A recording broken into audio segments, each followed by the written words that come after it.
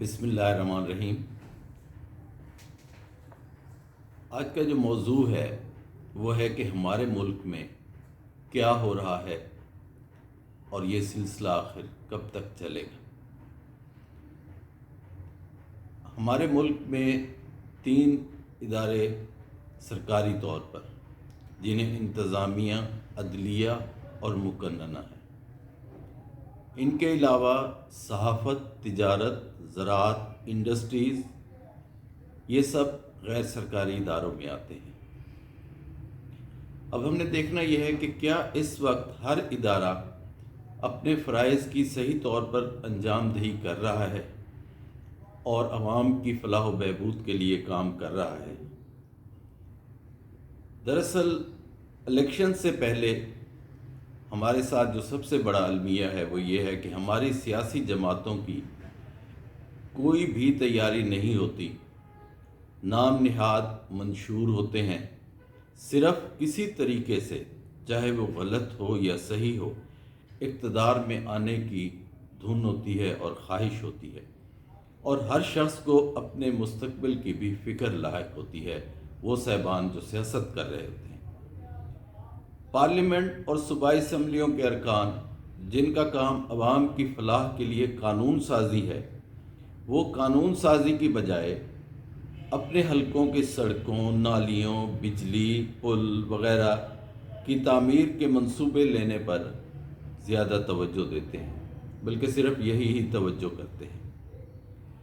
بلدیاتی ادارے گزشتہ 74-75 سال سے پاکستان میں بالکل تباہ کر دیے جاتے ہیں۔ جتنے قوانین ان بلدیاتی اداروں کے بنائے گئے ہیں، کسی اور ادارے کے آج تک اتنے قوانین نہیں بنائے گئے، بلکہ یہ ہے کہ جب بھی بلدیاتی ادارے منتخب نمائندے سنبھالتے ہیں تو فوراً بعد ہی کچھ عرصے بعد 2 سال، 3 سال، 4 سال کے بعد انہیں ڈیزالو کر کے پھر وہی سرکاری اہلکاروں کے حوالے بلدیاتی اداروں کو کر دیا جاتا ہے۔ افسر شاہی اور سرکاری ملازم مکمل طور پر آزاد ہو چکے ہیں، انہیں کسی قسم کا خوف نہیں ہے اور وہ کوئی کام بھی رشوت کے بغیر کرنے کے لیے تیار نہیں ہے۔ عدالتوں کا میں ذکر کروں کیونکہ میرا خود بھی اسی پیشے سے تعلق ہے۔ عدالتوں میں جج انصاف دینے کی بجائے پیشیاں دینے میں راحت، خوشی اور آسانی محسوس کرتے ہیں۔ وکیل صاحبان اپنی روزی روٹی کے چکر میں ہوتے ہیں، کہیں ہماری عدالتیں انتظامیہ پر حاوی ہونے کی کوشش کرتی ہے اور کہیں وکیل صاحبان عدالتوں میں جج صاحبان کی بے عزتی کر کے اپنے مقاصد حاصل کرنے کی کوشش کرتے ہیں اور ان پر حاوی ہونے کی کوشش کرتے ہیں۔ قبضہ مافیا کا اپنا راج ہے، سرکاری ہو یا نجی اراضی قبضہ کر لیتے ہیں اور کوئی انہیں پوچھنے والا نہیں ہے۔ ڈاکٹر جنہیں ہم مسیحا کہتے ہیں ہڑتالوں پر چلے جاتے ہیں، لیکن ان کے پرائیویٹ کلینکس ہمیشہ آباد رہتے ہیں۔ اس وقت پرائیویٹ کلینکس میں ان ڈاکٹر صاحبان کی 1000 سے لے کے تقریباً 8000 روپے تک صرف معائنہ فیس ہے۔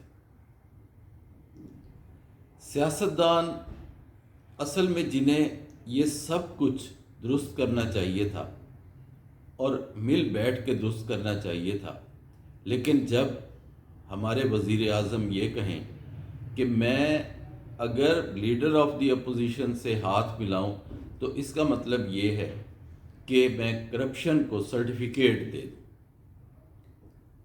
اگر آپ نے اپوزیشن سے بات نہیں کرنی، جبکہ وہ سب لوگ عوام کے منتخب نمائندے ہیں، آپ نے اسمبلیوں میں بیٹھ کر عوام کے مسائل حل نہیں کرنے، تو آپ پھر 1 پارٹی سسٹم بنا دیں، باقیوں کے لیے ممنوع قرار دے دیں کہ وہ اسمبلیوں میں نہ آئیں۔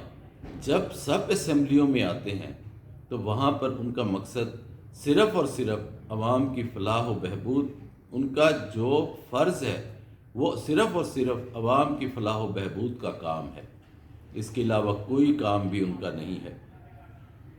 حالت تو یہ ہے کہ حادثات میں روزانہ آئے روز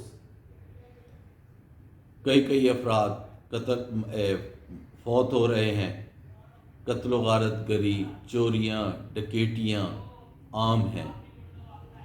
میں آپ سب کی توجہ اپنے ملک کے حالات کی طرف دلوانا چاہتا ہوں کہ ہم پچھلے 75 سال سے کبھی آمریت اور کبھی جمہوریت کے نعرے سنتے آ رہے ہیں۔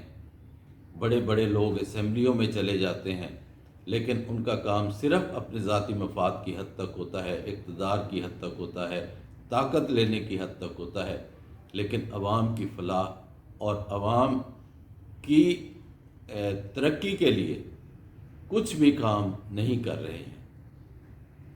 میری آپ سب سے گزارش ہے کہ اس سلسلے میں سب صاحبان اپنی رائے دیں اور دعا کریں کہ اللہ تعالیٰ اس ملک پر اور اس ملک کے عوام پر رحم فرمائے۔ آمین۔